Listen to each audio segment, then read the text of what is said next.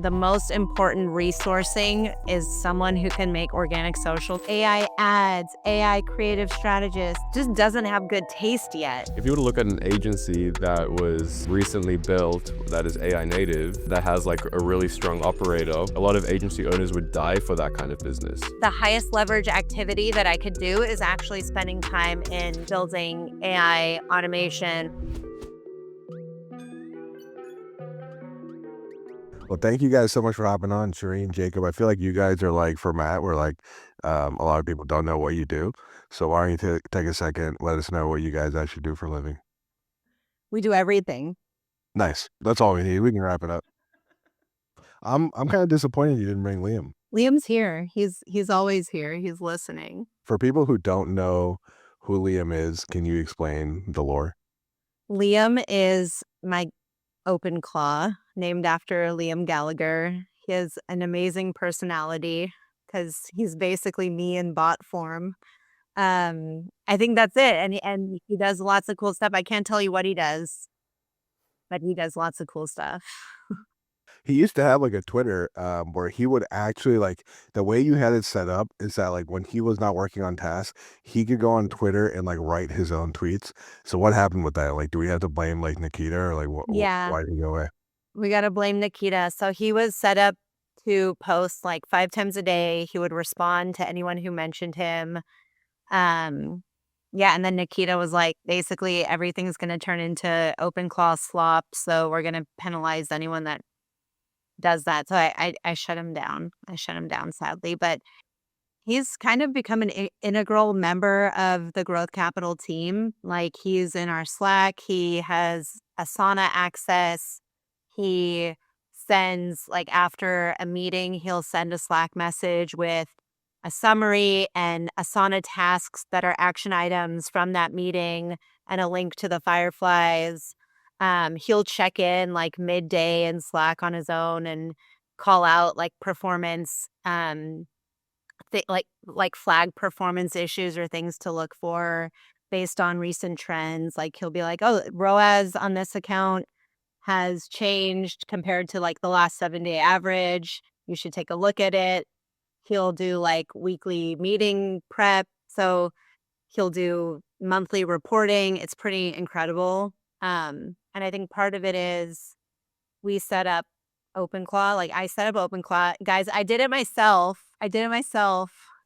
But Jacob has set up like our data infrastructure and software infrastructure so that like Liam can API into the infrastructure that Jacob's built, which I feel like is like what makes it so unique. Like, he's actually accessing real data from a sound data infrastructure with data that's been modeled with software that has API endpoints for the Open Claw to access. But Jacob, you should talk about that because that's pretty incredible. I feel like that's the future right there. Yeah, I mean, I guess the goal is, if you have an agent that is so powerful like Liam is, where if you do give him access to the right things, he can basically do anything you can imagine. How do you just make sure you enable him to do that? So an agency or a service business just sits on top of data that people need to access, like your data warehouse, so your actual quantitative data, and then a whole lot of qualitative data sources like meetings and notes and PowerPoints and decks and PDFs. And so we just try to build an infrastructure where Liam can access all of that. And because he can, and because we trust the data, because we put a whole lot of upfront investment into actually making that work, in a software product that we built, it's actually called Oasis. That's where Liam Gallagher comes from. Cherene and I are both big Oasis fans. That makes him so powerful. And we started building out this software and then started to realize, oh, well, the software is used, and the software has purposes now, but we realized, what happens if the agents become the primary users of the software? Like, what does that co-design look like, where it's not necessarily a person logging in anymore, but it's an agent that you can talk to directly through Slack or your communication channels? What does that look like? And I think that's why you've gotten so much success with him. Let's Because backtrack. I'm sorry, Cherene. Let's backtrack a little bit Hmm. and let's go. We're jumping into autonomous AI agents that are called Liam here. We just started the podcast and it's like we're raw dogging the audience. So let's take a step back to the very beginning. Let's go, Cherene, Jacob. Cherene, where did you start your career? What, like, take us back, like, as far as you want to go to what's relevant to this AI discussion. Where did you start? What were you up to? yeah, it's funny. I actually started my career at a radio social media app company that was founded by a private investigator who was super buff and had like a really hot wife. And like some former basketball player was an investor and it completely went nowhere, but that's where I started. Can you name your basketball player, or like, is that a secret? I mean, I don't know if I can name him, but I forgot who it was. It's Michael Thompson, Clay Thompson's dad. Oh, Wow. wow. Yeah, so yeah, it went nowhere, but it was really cool at the time for me. But then I got my start at agencies. So I worked at quite a few different agencies. I worked at like a software design and development agency. I did front end QA for Metallica.com. I built their marketing services team. I kind of like wore a lot of hats there. Then went to a boutique agency. We were working on Shark Tank brands. We were agency of record for those brands. Then I was at Common Thread Collective. I made Taylor Holiday look really good. And then I went brand side at a few really high growth brands. Bobby formula brand went from 0 to 100 in 2 years, expanded into all Target stores, acquired competitor, acquired their own manufacturing. And then I went to Ilia, one of I think the top clean beauty brand in the country, post acquisition, ran e-com there, D2C, Amazon, global advertising data, and then quit. Well, that's a Started crazy Capital. career. That is a crazy career. Let's backtrack. So you started agency. Was CTC was one of them? CTC was one of them. Got it. And Jacob, let's jump into your story. So I also know you were a CTC, but like, go back to the beginning. And also, when did you meet Cherene? Yeah, the beginning that's relevant here is I worked at a logistics tech startup called Airhouse, which was a logistics 3PL startup. And I worked there as a software engineer while I was studying my master's degree in data science. And it was kind of right at the moment that ChatGPT was released. So I was studying and working at the same time as a software engineer, and then ChatGPT was released, and I was like, "Holy!" This was 3 This years is- ago? 4? 3 or 4 years ago, yeah. And I was like, "Holy! This is life changing. This is incredible, amazing technology." And I was early enough in my career where I was like, I just want to go all in on this. And so I left Airhouse to try and start my own AI logistics company. AI logistics tech company. It was like super early, like before agents were really a thing. This was like GPT 3.5 days before like Claude existed. It was like chat with your data, create emails and create POs, hooking into the WMS. But building AI was really hard back then, especially during logistics. And I realized logistics probably wasn't where I wanted to dedicate my career to building. Why not? Logistics is a physical, like the true kind of the true data that you're building on top of in logistics happens in the physical world, and that makes it super hard to automate. Like We're talking marketing, about like 3PLs, type Yeah. of legitimate warehouse logistics. yeah, like freight logistics, 3PLs. Like let's just say you're trying to figure out there's data related to bundling of different products in a 3PL. There's so many things that can go wrong because there's so many things that get touched by a real person and then get entered into these data sources. It just became this massive headache where the data you operating on top of them just never felt accurate. Got as it. opposed to like the digital marketing world where it all happens on the internet. So you can trust the data, and it's inherently a lot easier to build software on So top you of. were building, so you pivoted to building Liam before Liam, basically. Yeah, I mean, this was before agents were really a thing. This was when people were debating what agents actually meant. So I was very early on there, um, and then kind of left to do some consulting because people were still very interested in AI, and that's how I met Taylor Holiday and did some consulting work for CTC, and then ended up joining CTC full time as their director of AI. And again, we try to build a lot of AI products together, a lot of growth marketing AI products, a lot of creative strategy stuff together. And then decided after about 18 months to leave CTC, build my own startup again.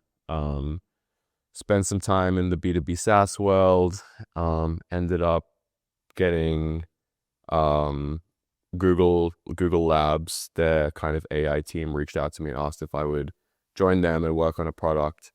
And so I spent some time with them. And then as that product was wrapping up, I met Cherene. And Cherene was like, I'm leaving Ilia, I'm starting an agency. I was like, this is an amazing opportunity to build AI from the ground up. So let's try build something cool together. So you guys never even overlapped at CTC. You weren't even there at the same time. No, what No. Jacob fails to mention is one time I was like, "Hey, Jacob, tell me everything you know about AI." And then I called him for 30 minutes. I took notes on everything he said, and then I put it into a document and sent it to everyone at Ilia and was like, "Look, I'm so smart." So this was while Jacob was at CTC. You hit him up for help on AI, basically, and that's I your think it was after. after. I think Jacob it was Yeah. when Jacob was at Google. Yeah. So when did Sherry, when did you go to Jacob and say, I have a company I want to start? When did that happen? Yeah, I think we had been talking for a while, and I was like, "Hey, do you wanna work on this project together?" And Jacob's like, "Yeah." I'm like, "Let's just see what we can do." And then he built, like, an incredible piece of software in, like, a couple of days, like, as a part of this small project we were working on Like an together. MVP. Yeah, I mean, was more than an MVP. It was like Jacob is probably the best in the game at this in the world. One of the best in the world at this. So, it was like it was insane. Like, we had a small where I got, like, a small client that was, like, a one-off project, and I was like, "Okay, here are, like, the frameworks that I have, like, what can we do?" Yeah, and he spun it up into something that was, like and it was not like a vibe coded slop that, like, Yeah. everybody out there is making. It was, like, a real piece of software with real data infrastructure and yeah, like, we had like, I had a little bit of like, we were trying to stitch together some data infrastructure pretty poorly, and then Jacob came along and, And like, this was like really 2025 or 2024? this was, 2025, the year of the Oasis reunion tour. I'm noticing a Well, pattern here. Shireen's giving me way too much credit. It's because she knew, like, Shireen is an operator who actually knows what she's doing, and she actually had people paying her for a service, a really high quality service. And it's a lot easier for people like me to build software when you're building in that environment. So So kind of just a question for you, Shireen. It sounds like you were kind of working on brands for your whole career. And then you suddenly took a leap and you're like, I'm gonna do my own thing. And Mhm. I'm just curious from you, like what changed in your head? Like what was the moment that was like, you know what, I want to do my own thing. I want to actually take a leap and take a higher risk chance at myself or be an entrepreneur. Yeah, I mean, I think I've always wanted to do that. I've always wanted to work for myself, and I, like, was never really knew what I would be super excited to do, and I think I also, like, got to the stage where I, like, knew too much, and I was like, "Oh, I can't start this business because, like, the margins are terrible and, like, the cash flow is gonna be bad and inventory management's gonna suck." So I had this huge, like, list of, like, why everything was not gonna work out. And then I think, like, I had my dream job and I was getting, like, better offers and, higher titles, more pay, bigger companies coming after me, and I was not interested at all, and I think that's when I knew, I'm like, "I just have to, like, quit and figure something out." Um, Zane and I were talking about this, but you do need to be a little naive to start like a brand, I think. yeah, Like it's very irrational to start something from scratch and struggle bus through that cash flow. totally. Yeah, or you have to know that you have to like raise money, or you have to already have a ton of cash that you're willing to dump into it. Exactly. So I had a question for you guys in terms of like, if you're like an ecom brand, like if we're really like looking for things of like what's working now, what's like something tactical that the audience can take away. If you were working with the ecom brand and they're like, hey, like I know I need to install AI, but I'm not sure where in the workflow it needs to go. Like I'm not sure like I'm gonna add in AI and is it actually gonna do something tangible? What's something for a brand that you're like, okay, this is such low hanging fruit that like it should be Liam doing this and not someone on the team. It'll actually be cheaper to pay the credits to do this than it would be to pay like an equivalent hire. I think this is where, like, this is why Taylor keeps talking about Sean's so much, which I think we need to rebrand to like tech-enabled service, because the N just pisses me off so much. But it It has nothing to do with Sean Frank either, right? So has, No, yeah, he named it after him. They're He just like, hijacking his yeah, brand first he for it. actually named it after him, which makes it even worse. he's doing something. Yeah, y- there's a He's phrase for it glazing. that's not He's appropriate for this. he that's right. he's Shout out to glazing. Taylor Holiday for naming things badly. But I think like for brands, it's you probably bring in a service provider that's already AI native is probably the path of least resistance, because it's hard for an existing business. Some of them are kind of like too far along to like stop and try to figure all this out on their own. But actually, Jacob, I'm really curious to hear your perspective. Um, I think it depends completely on the brand. There's some brands, most brands that I've interacted with are just really bad at this. It's not their core competency. They don't have a strong intuition of how it works. They don't have a strong intuition of of where it can go. So you can give them something, but they can't really quite see where that goes. And they struggle and it kind of like fails. A lot of the implementation fails. Some operators, this is something that's really exciting to them. Maybe they come from a little bit more of a technical background. Maybe they just naturally understand how software works a little bit better, and they can take it really far. Like we were talking about Cody vibe coding um, in Claude Code, and he's building stuff. Like I think that's really cool, and maybe that's a good business where it's suited because you have someone like a CEO who can top down distribute that through their business. But I don't think every single brand, if they don't have that competency inside their business, should be really searching for that, because often they can't quite get it right. So let's backtrack though, because I'm fascinated about how we got here, right? So sure, you took a small one-off project. Jacob jumped in, and Growth Capital was started. And like, what was the launch? When was the launch date? Yeah, it's a good question. Um, if you're talking about the formation of the LLC, like years ago, because I think all of us in D2C or many people just start doing side gigs and taking clients on the side. And so I think like there had already been like a little bit of some side gigging happening. I think like I quit my job September 1, we could say, is like the official start date where I was like, okay, now I'm fully in the game and working with clients in this capacity. And then I think Jacob and I took on our first project together in October or something. In terms of like what the like agent can actually do, I know we're kind of jumping around, but like for I'm like example, trying to get the story, and it's like, no, yeah, you're we trying gotta to, and get I just thinking keep of taking it. it in different directions. I'm just so curious. Like, do you think like people can actually like right now today, like they could add an agent that's gonna handle all the media buying or handle most of like the creative direction or like something just maybe a little bit easier like customer service? Is there like a department where you're like, hey, this is something where like we've done this before with AI, like you don't need more than like a couple people on customer service now, or like you really shouldn't be clicking that much button like that many buttons in media buying or even making that many decisions? I feel like one of the things that I like learned through working with Jacob is we're building this software that's pretty incredible, and we have a team of people that's using it, and it's really generally kind of hard to get people to adopt new software, any kind of software, anything. Like getting someone to even, like, there are people that naturally adopt ChatGPT or Claude just out of the box. And there are people that don't know how to even incorporate it into their workflow. So I think that's generally just like a hurdle for the majority of people, like getting any kind of software adoption. So I think, yeah, kind of going back to like which companies are better suited to adopt some of these things. I think the thing that agents enable is putting the technology into the places that people are already working. So if they're already using Slack every day, you don't have to teach them a new way of interacting with a new piece of software. Your agent is kind of like a person on the team, and the team can interact with it the same way they would interact with any other person. And they kind of have to train it and give it context the same way that they would give any other person when they're expecting a person to do a task. Yeah. So I don't know if that answered your question.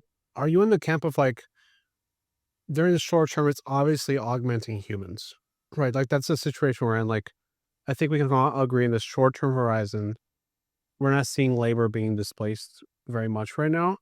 But are you like in the camp of like, no, this is going to put a significant chunk of certain roles out? Or is it more like an augmenter? Is everyone working harder because of it? I mean, I think I'm in the camp of any task that anyone does in the business, in an e-commerce business, unless they have to be in front of another person, can be automated now with AI. Not necessarily in a SaaS product, but with working one-on-one with someone, you can probably automate that task. Like if you let me sit down with someone in a room for a week, I think we could automate any media buyer, maybe creative strategists, forecasters, growth strategists. I think it's possible, but it's not necessarily scalable. So that's why it hasn't been widely dispersed into all businesses. What do you mean scalable? It's something that like you need time spent with somebody to execute, or what does that mean? Because the way that every business operates is different.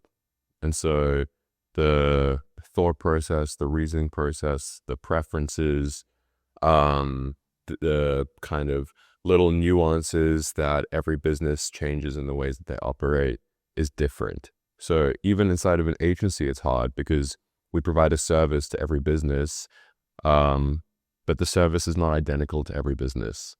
And the way that the way that you get those differences in context is different for every business. And the relationship you have with every business is a little bit different. So it's possible to do it, I think, inside of one individual business, but you can't build a generalized solution that works for every business out of the box. So when you come in, when growth capital comes in, should I be scared? Like if I'm a regular Joe, or is this like, are you guys just truly like coming in and automating out a ton of the work? You should never be scared to work with Growth Capital. I know it's a loaded question, but you know, we had Jared on last week, and he was talking about how he's actually seen the opposite effect, because what ends up happening is people now have a lot more they can do as a leader because of AI, and they're actually hiring against that now. There's like more companies are taking more initiatives than ever before, basically. I think if you're talking about like, so should someone in a company be scared of a service provider? The only reason that could be scary is if that service provider has more expertise than the person inside of the company, and the tools give them more leverage to do more output and deliver the same outcomes that that person in the company was delivering at scale. So like if there's a growth manager in a company and you're matching them against like me, who's had way more experience, and I have 10 or 50x output to be able to do that same, like more than what that person is doing across multiple brands, then I think that, but that's true for any kind of external service provider. I think the tools just give like more leverage to people who may have expertise. And I think like that's kind of the premise of what we're doing is like we have this unique expertise. There's a limited amount of supply as it relates to experts in D2C, because my point of view is like D2C growth, e-com is relatively young. It hasn't been around that long. So there's not a lot of like domain expertise that has been shared. And there's not a lot of like apprenticeship that has happened in this space. So the businesses are maturing faster than the talent supply. And then for like us, that's a huge opportunity to take that domain expertise and try to distribute it to more people who may not be able to hire someone at that level of expertise.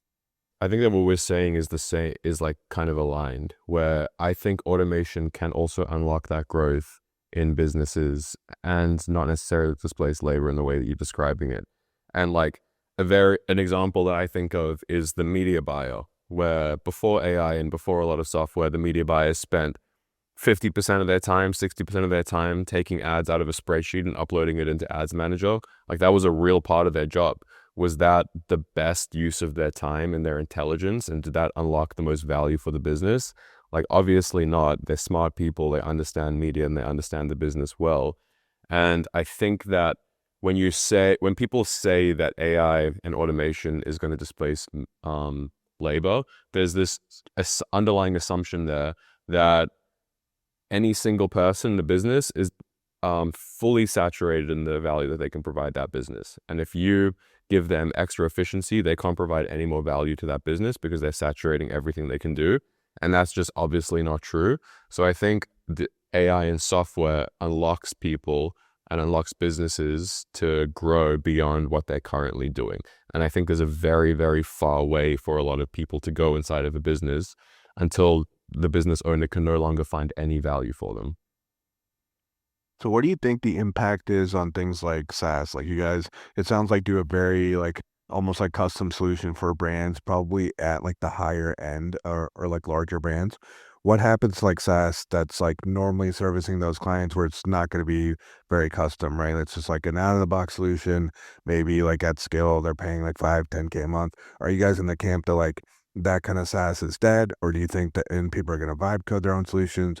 Solution providers like yourself are going to come in and code solutions for brands that are a little bit more customized. Like, how are you guys thinking about that?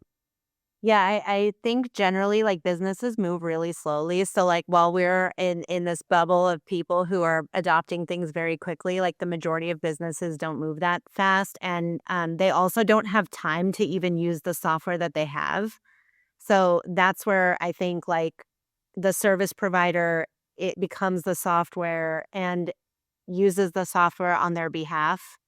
And then like you have this next generation of company that's being formed and probably could hire fewer people. And it's a combination of AI agents, some software, some service providers. Like I generally just don't think like all software is just going to die. Like maybe we're moving more and more in that direction, but I think yeah, companies and the rate of adoption is so slow generally. So for Matt, it's still safe. Shout out for Matt. Shout out for Matt. We love. We actually love Vermont. Zane secretly loves Vermont. He loves that they exist. Oh yeah, Vermont I'm the number employee. one fan, number one employee. I think what's fascinating here is, you know, there's three things playing out on the timeline, right? There's just a flurry of hype, and I think it's hard to delineate like what are the value adds. I think in this we've actually talked a lot about specific things you can do. What I'd love to hear is like what are some of like the actual P&L impacts? Like, does this mean like um you know percentage of labor goes down as the brand scales? Or well, like what are the efficiencies that your brands are seeing from trying to implement a lot of AI automation? Like I know that's a very open-ended question, but I'm curious. I I generally think there's a huge amount of overhead that comes with like managing people that is not even seen in the P&L. Like the more people you add, the more complexity the business it takes to run the business. And so I think if you have these tools, you're allowed to like maybe not add as many people and get output faster on certain things that might take a person. Like a person might be backlogged on their list of tasks. Like Jacob was saying, if you can find what tasks are automatable and remove those tasks from a person's plate, it doesn't necessarily mean their job vanishes. It just means that they start doing other tasks that maybe the agent or the AI can't do. AI has a big impact on the P&L of certain businesses that are operationally heavy. Like if you were to look at like I don't know, I wouldn't specify businesses, but like You, a you don't new AI you can't name enabled. names. You can't name names. No, I'm talking about this business. Like if you were to look at an agency that was recently built that is AI native, that has like a really strong operator, like that like a lot of agency owners would die for that kind of business. So tech and AI obviously has an impact. It's less of an impact on a brand because the brand, like the labor is less of an expense. How many people do you Um, guys have? There's quite a few, but not everybody is full time. So there's like it's because we're so. I mean, it's like 6 months. We're 6 months in. I think like we just sent out our first employment agreement. So like we just have like one employee, but everyone else has kind of been like consultants up until this point. Don't tell the IRS. We got to change that real fast. All right, you heard it here She's heard from first. like a public podcast. You heard it here first, IRS auditor. She, We're she's working on it. misclassifying your employees. That's hilarious. No, but I mean, we have like 3 growth operating partners. So like seasoned people who've been brand side before, who've like worked in brands in growth VP or C-level roles. We have a couple of like really strong media buyers, a couple of really strong creative strategists, and it's just like a mix of um full like people that are like fully committed and partially committed based on the needs. It's so cool. You guys are you guys are a new type of business. It is really a new type of business. Like I was talking to Wideframe a little bit, and they're like they focus on pre-production editing for video, and like we're implementing them in our org, and we're gonna cut like 30% to 50% of pre-production editing time for like an editor. That's like 10% labor savings. Like I did the math. I'm like, wait, whoa, that's it's a lot of money, you know?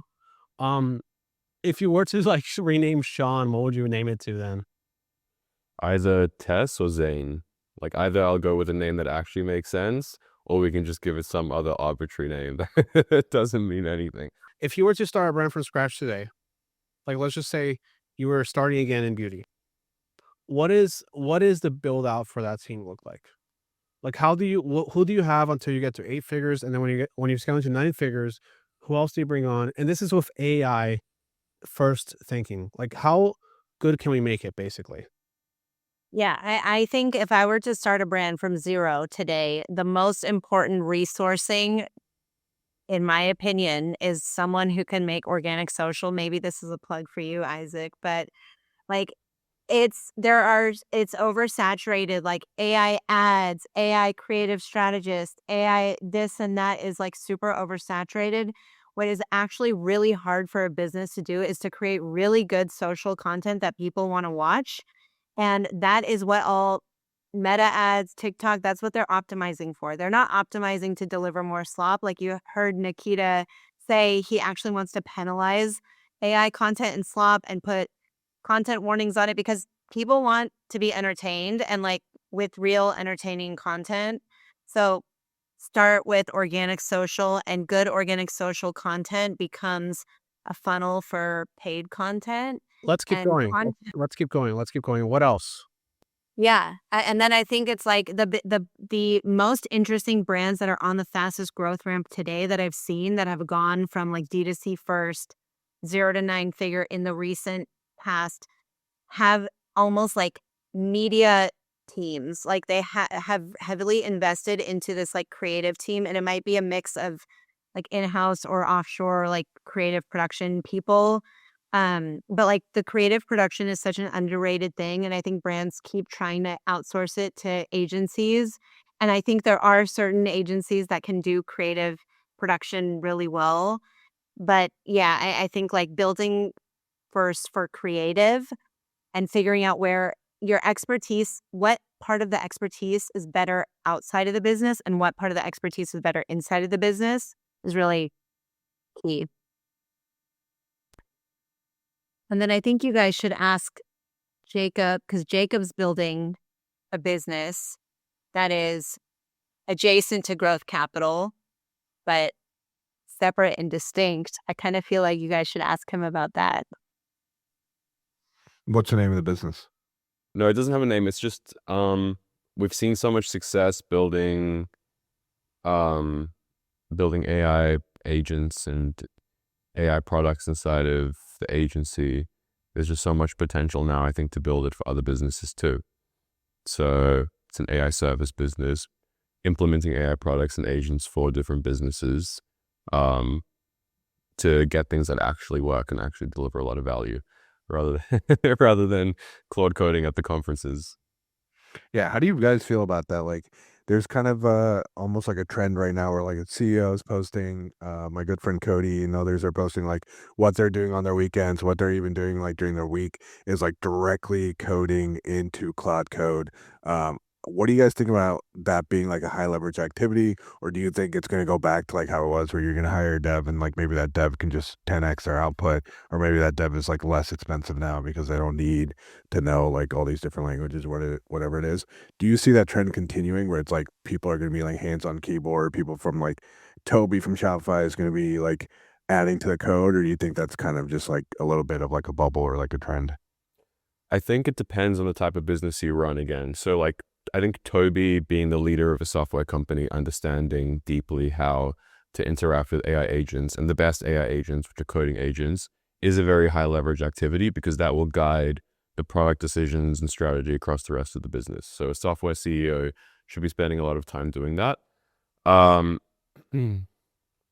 for an e-commerce CEO or a consumer brand CEO, it's less clear to me if that is a super high leverage activity. I think if you can unlock huge amounts of growth with your Claude coding, then it's worthwhile. But if you're using that just to try cut 5, 10K a month, then it's obviously not a good value of your time being the CEO. I think what Cody is doing is really interesting because, like, from a principles standpoint, no, it doesn't make sense for the CEO of a beauty company to sit there and like code landing pages in principle.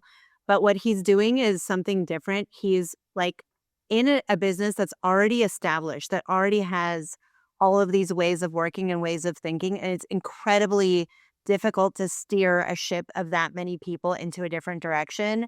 So what he's doing is like he's actually leading by example, and he's establishing the foundation for how his team should start thinking and adopting tools and technology, which at Ilia, like I told the story of how I talked to Jacob, and I was responsible for driving AI adoption at Ilia.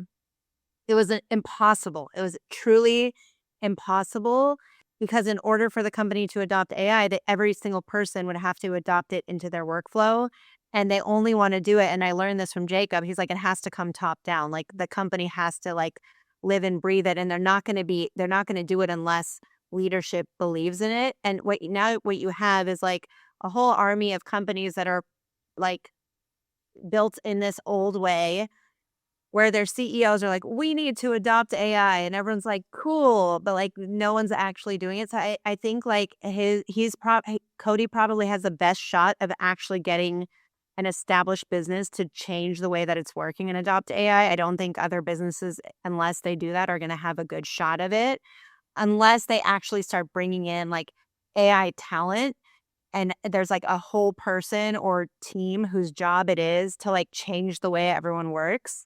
And that's probably going to be a trend too, is like a lot of these businesses are going to figure out they're not able to do it on their own without bringing in external It's talent. like a common theme we've talked about constantly, like this resistance to implementing AI in organizations. It's like is that like really rampant? Like I almost take it for granted that I'm like, okay, dope, open up Claude Code, let's go. You know, I they're think talking about people this don't thing on have, Twitter, let's go. I think people don't have time. Like they have a whole other job that they have to do. And then their leadership is like, oh, by the way, you have to go figure out AI. And it's like, well, do you want me to do the thing that you just told me to do? Or do you want me to go figure out AI? Because I can do one or the other. And it's almost like a catch-22. Like figuring out AI would make the rest of their job easy, but they still have like, they don't have time to do it because they already have a full-time job. So Yeah, I think it's gonna be a lot. We're probably gonna see like this new wave of companies coming in. It's like when the computer first came out and a bunch of companies were still using typewriters. Like, who survived? The companies that had typewriters and taught everyone to use a computer, or the new companies that were computer first companies? Like, Got it. And that's where you come in.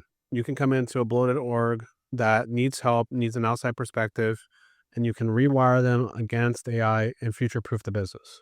yeah, and it's interesting. Like, I think the thing that I've learned, like, my expertise is growth, but I think, yeah, the highest leverage activity that I could do is actually spending time in building AI automation, or like working with Jacob on like how do we streamline what we're already doing, or like making sure that the team is trained on using that is still the highest leverage thing I can do. That's an incredible soundbite. There you go. Zane, do you have any final questions? No, I love that. I think the way you explained it, Cherene, was great.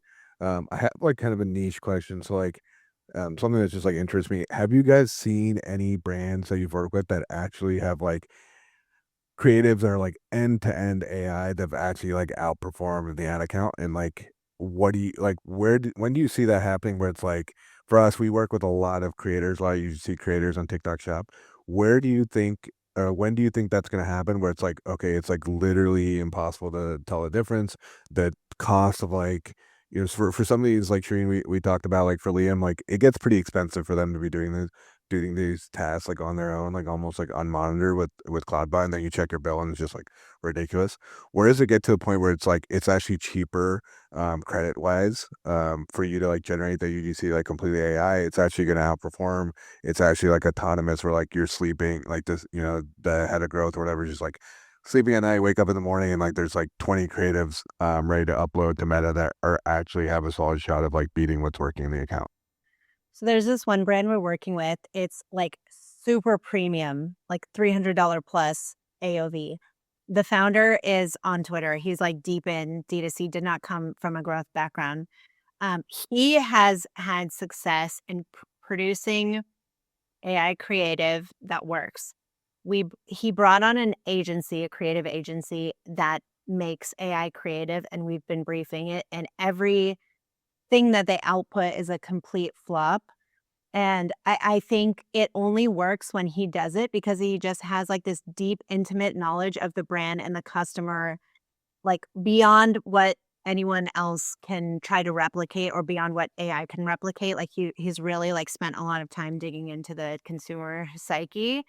Um, so I don't know the answer to that. I think like there's still a lot of context required. Like you still need to have a really good prompt and a lot of context. I don't think for beauty, at least, like UGC is there yet.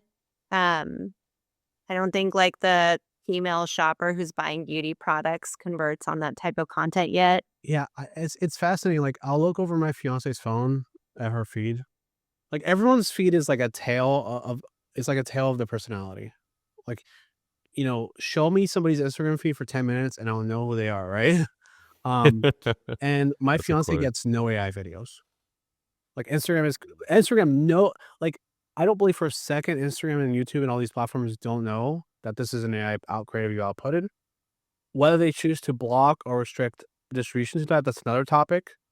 But my fiance gets none of those videos because her algorithm knows that she hates them and it turns her off. And she has visibly shown me, oh my God, like, what is this brand? Like, the Gucci put out an AI creative and she followed the Gucci account, unfollow, go to Isaac and be like, Isaac, like, don't buy me Gucci for Christmas. Like, right? Um, so it's just fascinating. I think in luxury in particular, like, it's something to actively avoid, maybe, I would say. Um, Shereen, Shereen, you said something interesting about like that person at the company has all this context that maybe like an AI agent wouldn't have. And Jacob kind of touched on this in the beginning, where he worked in logistics where there was so much happening in the physical environment that maybe was not getting passed like accurately to the digital environment. And then there's that data that doesn't even exist in the digital environment for him to really work with. So do you think like in order, because kind of it sounds like one of the things that you guys do when you come in is like first build that data warehouse where it's like, okay, now every company's unique and every brand is unique, and then like there's something for the agent to actually work off of. Do you think like part of the solution is just like every single interaction that you're having, every single customer review that's coming in, every single ad that's winning in Meta is just going to constantly be feeding this data warehouse where the person who's been at the company for 15 years and the AI agent actually have access to the same data? Because otherwise, of course, like the agent's not going to outperform someone who knows like, oh yeah, 5 years ago we did this and like that did really well, and we tested that angle like 3 times the last 4 years and it didn't do well. So we have a creative briefing tool that brings in context from the brand, the reviews, the ad account. And I think it's still like, even if you give it context and a brief template and all of this context, it still comes out with stuff where you're just like, just doesn't have good taste yet. And like, it just, me as a person, if I see that ad in the wild, and we've done this, we've turned these briefs into real concepts. Like it still needs like a heavy hand on a human edit for it to work. And like, yeah, like some of this stuff, I'm like, I just wouldn't buy something because of this. So like, I think it's still missing context on like psychologically what actually makes someone want to buy something. Even if you give it all the context on the brand, it probably needs more training on like what actually triggers a purchase. That got really good. That got really good. The last 10 minutes, that's fire. There, cut out the rest. Zane, what do you? An episode. That's the episode. All right. Here's the deal. You talk to Cherene and Jacob if you're trying to bring AI into your business in a meaningful way that works. I have one last question, and this is the most important question. I want to know Sherene's hair secrets for the audience. Yeah. Cherene, take the floor. So it's She hangs amazing. up. I know, it's amazing. The Wavy Talk brush from TikTok Shop.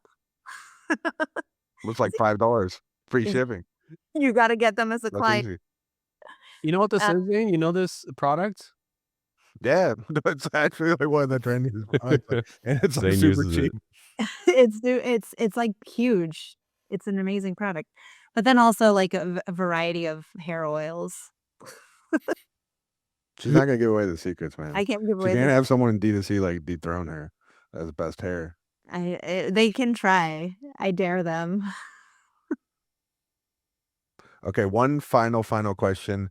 Thank you guys so much for coming on. Next time, please bring Liam.